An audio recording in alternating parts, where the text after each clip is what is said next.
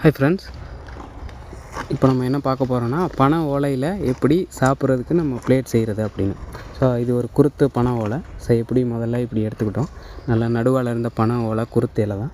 எடுத்ததுக்கப்புறம் இது என்னென்னா ஒவ்வொரு இடத்துல இந்த இந்த முடிச்சிருக்குல்ல அந்த இடத்துல இப்படி இது பண்ணணும், ப்ரெஸ் பண்ணணும். ஒவ்வொரு இதாக ப்ரெஸ் பண்ணணும். ப்ரெஸ் பண்ணோம்னா நம்மளுக்கு ஒரு ப்ரெஸ் பண்ணி ஒரு கையால் அணைச்சி பிடிச்சிக்கணும்.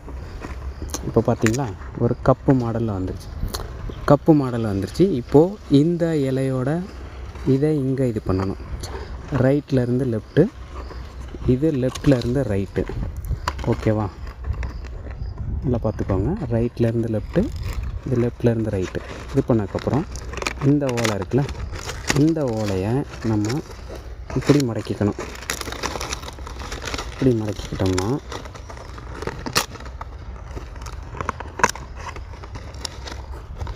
இதிலேருந்து ஒரு ஓலையை எடுத்து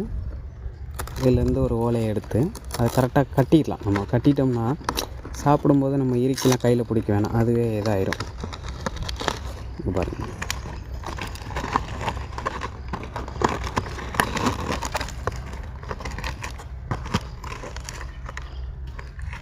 இதெல்லாம் இப்படி சொருகிடணும். நம்ம வயலில் இருக்கோம், அதனால் கிளாரிட்டி ஓரளவுக்கு தான் இருக்கும். கொஞ்சம் அட்ஜஸ்ட் பண்ணிக்கோங்க. ஓகே, இதுதான் பார்த்தீங்களா அருமையாக. இப்போ நம்ம கூழ் குடிக்கிறோம், கஞ்சி குடிக்கிறோம் அப்படின்னா இது இங்கே ஒரு ஹோல்ஸ் மாதிரி தெரியும், அது மேலே தான் இருக்குது. ஆனால் தண்ணி ஊற்றினாலும் சரி எதுவும் கீழே போகாது. இப்போ குழந்தைங்களுக்கெலாம் ஏதாவது கொஞ்சம் தண்ணி மாதிரி கொடுக்குறோம் அப்படின்னா இந்த டஸ்ட்டு இருக்கும், இதை நல்லா வாஷ் பண்ணிவிட்டு இந்த மாதிரி கொஞ்சம் கொஞ்சமாக நம்ம இதில் சாப்பாடு கொடுக்கலாம். நல்லாவே இருக்கும். இங்கே பார்த்தீங்களா, அவ்வளோதான். ஸோ இந்த மாதிரி இருக்கும். நொங்கு இதெல்லாம் இதில் தான் இது பண்ணி கொடுப்பாங்க. நொங்குலாம் போட்டு இதில் குடிக்கும்போது கொஞ்சம் பதனிலாம் ஊற்றி கல் ஊற்றி அடிக்கிறதுக்கெலாம் இது நல்லாவே இருக்கும். இதில் இன்னொரு விஷயம், இதில் ஒரு சின்ன பூ மாதிரி இருக்குது பாருங்கள்.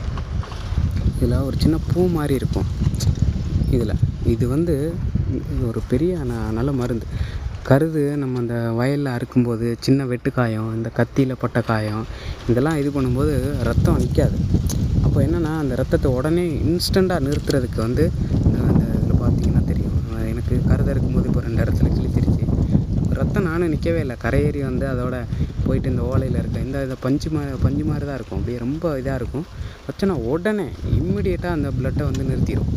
ஸோ அந்தளவுக்கு இதில் நல்ல இது இருக்குது. காயமும் ஒன்றும் பெருசாக அதுக்கப்புறம் வலி தெரியாது.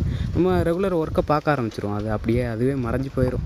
ஒரு காயத்துக்கு நம்ம மருந்து அது இதுன்னு இது பண்ண வேண்டாம். ஸோ